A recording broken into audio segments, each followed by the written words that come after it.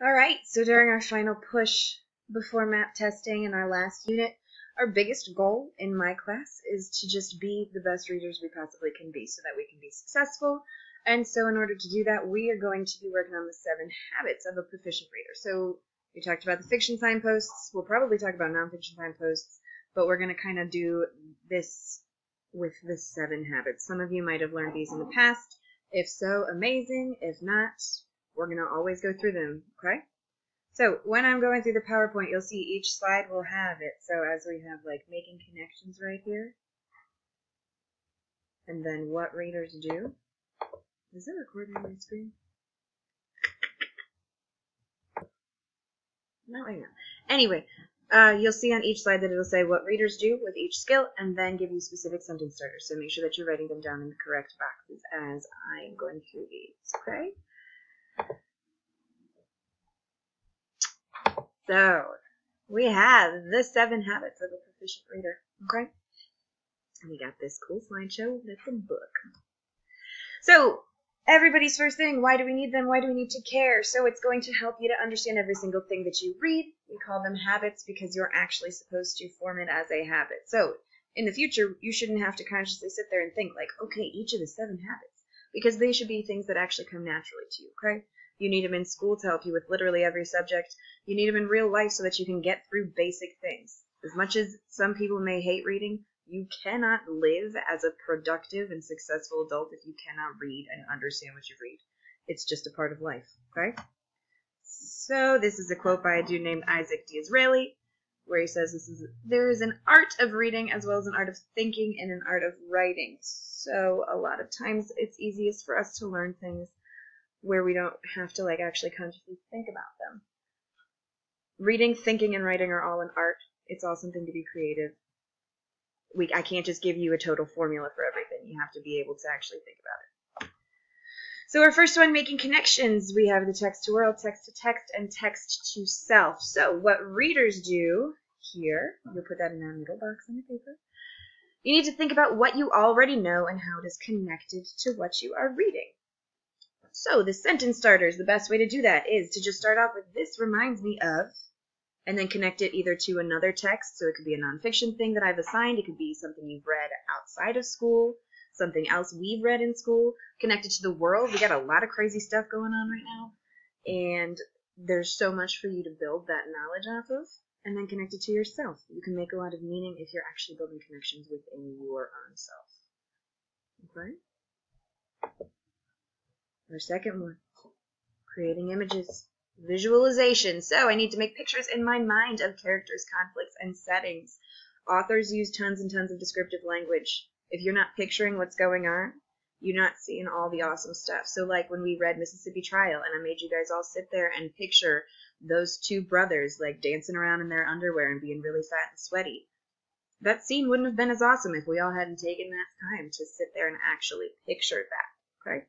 So your sentence starter, from what I read, I see, hear, taste, smell, feel. So that could be physically, it could be emotionally. So you're kind of just trying to build the entire scene or situation around yourself so that you can understand what they're going through.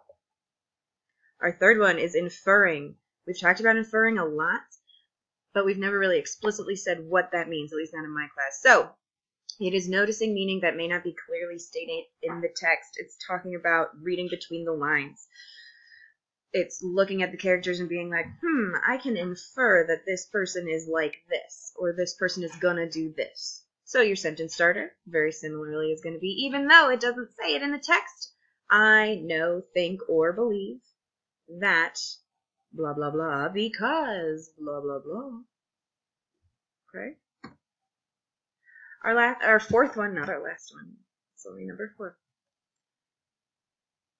It's monitor for meaning. This is always the one that I've thought is weird, but it makes a lot of sense, and it's, I think, one of the most natural ones. So it's just realizing that reading has to make sense, and realizing you need to do something when it doesn't make sense. So we can't just sit there and blindly read stuff and be like, well, I'm confused and totally going to just stop.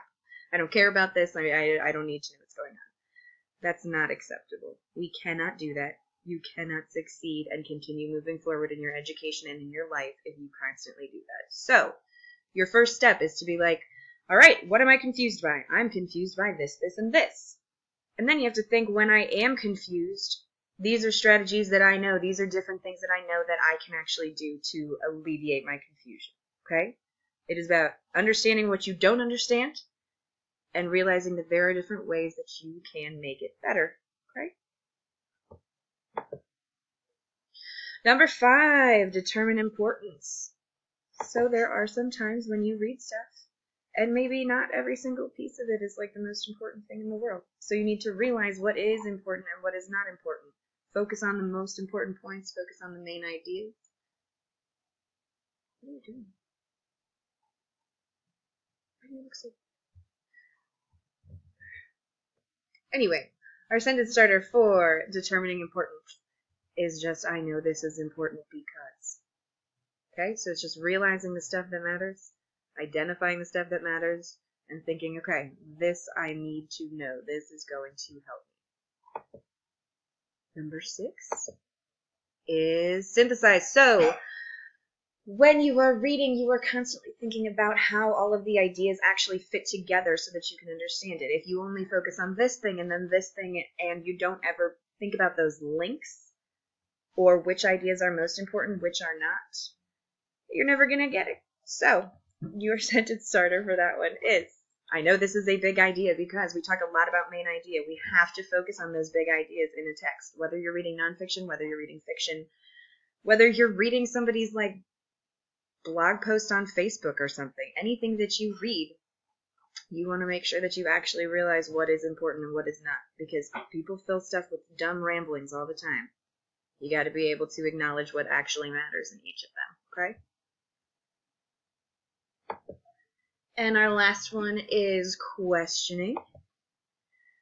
So you need to constantly ask yourself questions about the text. And so we've worked on this when we talk about annotating, where we have you like writing things in the margin every time you're confused. Like, what is this about? This is the crucial skill with close reading. Anytime I have you guys do those activities where you have to read it multiple times and write stuff in it, this is what I want you to focus on. So just start it off with, I wonder why this. It can be, I wonder why the author decided to tell me this, or I wonder why this was an important event. Any of those things are fantastic, okay? So, again, we are working on just getting those habits ingrained into our brains so that we can do really well and we can read and understand everything that's given to us, regardless of what class it's for, regardless of what any part of it, our life it's for. These 7 things are going to help you to actually really get it, okay? So we'll be practicing them day by day. They will be included in your questions. And they will tie into both Code Talker and then other things that we'll be reading in addition to that, okay? Excellent.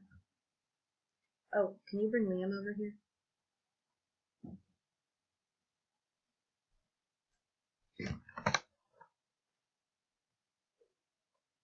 Where'd he go? This is the other cat. You guys met Dexter in that one, but this is Liam. He's much smaller. They all said that Dexter looked like a dog.